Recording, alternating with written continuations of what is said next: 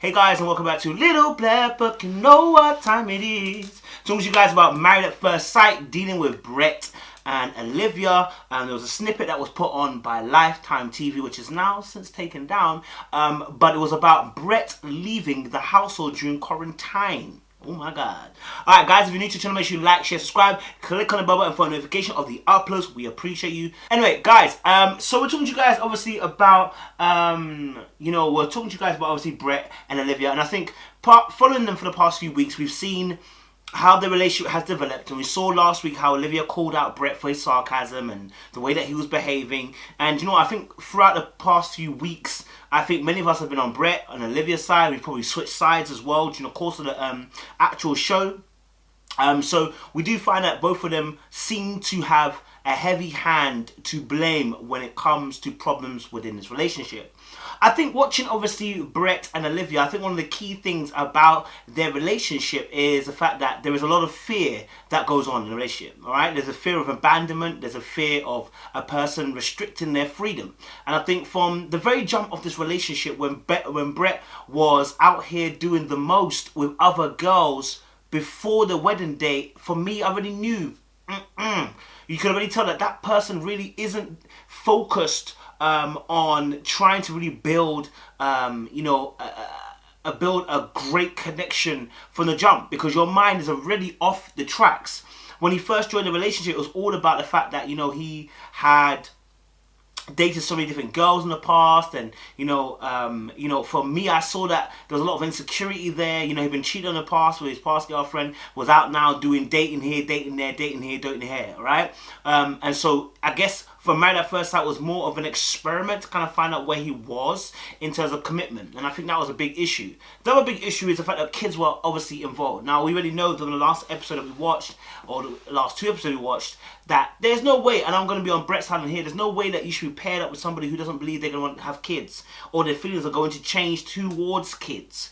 That just can't run. But we do see them try to make this work, and Brett is trying. I mean, there's an aspect of where that obviously there's not a familiar touch, there's not allowed to have as much physical contact, so I can work with him that he's been a little bit frustrated with Olivia in that respect. Going on obviously this little snippet that we watched, it's really odd because I can't get unfortunately I can't get the video, but the snippet that we watched was quite interesting because in it, Brett's obviously sitting down at the table, Olivia's gone to her mother's house during quarantine or whatever. I don't know why she went to her mother's house. I don't know if it was just a routine visit or what. We're not 100% sure. We'll have to wait till the actual episode comes out. And then we get Brett obviously, suddenly leaving the house, packing his stuff and going. Olivia coming home, and Olivia coming home to find out that everything is gone. So, obviously he had originally told her that he was just gonna move his things, a few things, as he goes back to his parents or whatever, back where he was going to. She comes home and finds out he's completely moved out. Completely. Moved everything. Everything gone. Even the food in the pantry, gone. Coffee machine or coffee mug or whatever, in the bin. Brother's moved out and not coming back. That's what it feels like. And if that is the case, I want to say that obviously this has been coming. Both of them operate from a place of fear within the relationship, and it was only a matter of time before fear caused the destruct button to happen.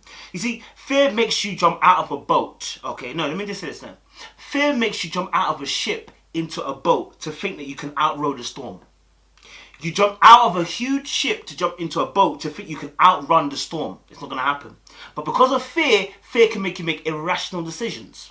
Now, obviously, Brett jumping out of the boat, the ship now into the boat, it was something that was coming. Like I said, there was too many differences, a lack of intimacy, a lack of sexual touch there, a lack of sexual intimacy in general.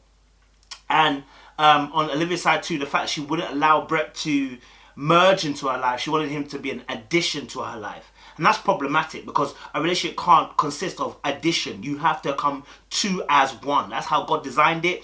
That's how it's going to be. And so that little snippet that we watched with Lifetime TV, hopefully they'll bring it back onto their channel again and we'll get to see more of it because it's about 4 minutes long.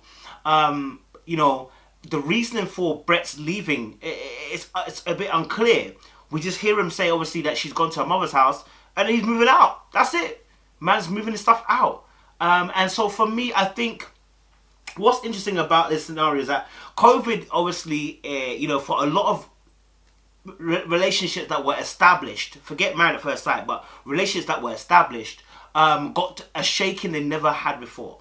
Because for a lot of relationships, going to work is one of the ways that we are able to exit our relationship for a few hours and be tolerable in the presence of our partner. And our kids as well. Listen, kids are hella annoying. I'm one of them, I know, okay?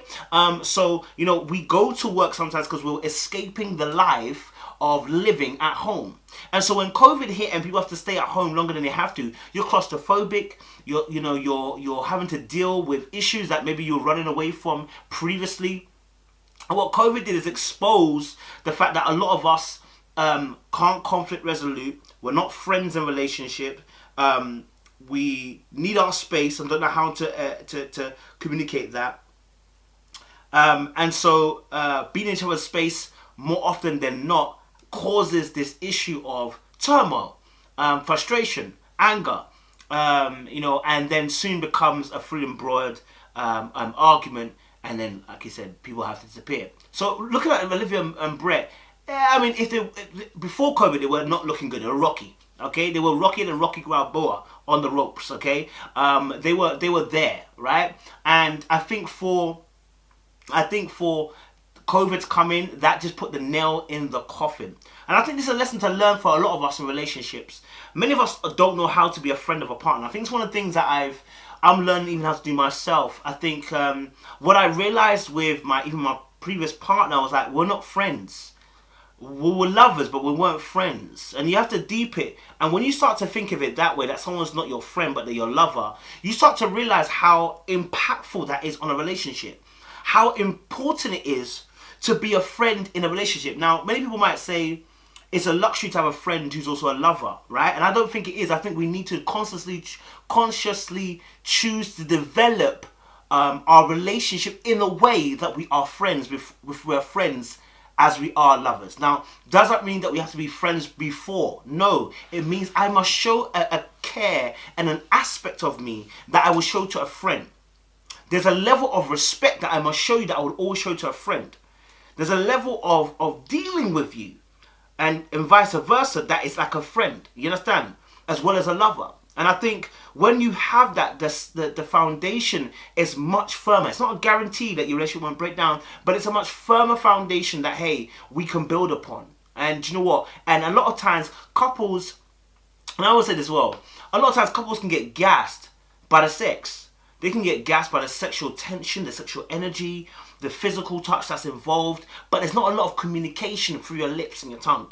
Okay, you're not used to talking. That's why when COVID hits, it gets a bit touchy. For instance, Brett and Olivia themselves, we've seen in the past few episodes, how it gets complicated with Brett and Olivia when they're having actual conversations, how techie it gets. He feels like she's being too harsh. She feels like he's being too sarcastic. See, and that is a basis where friendship won't be able to exist because they both feel like they're being under attack. And in a friendship, you're not meant to feel like you're under attack.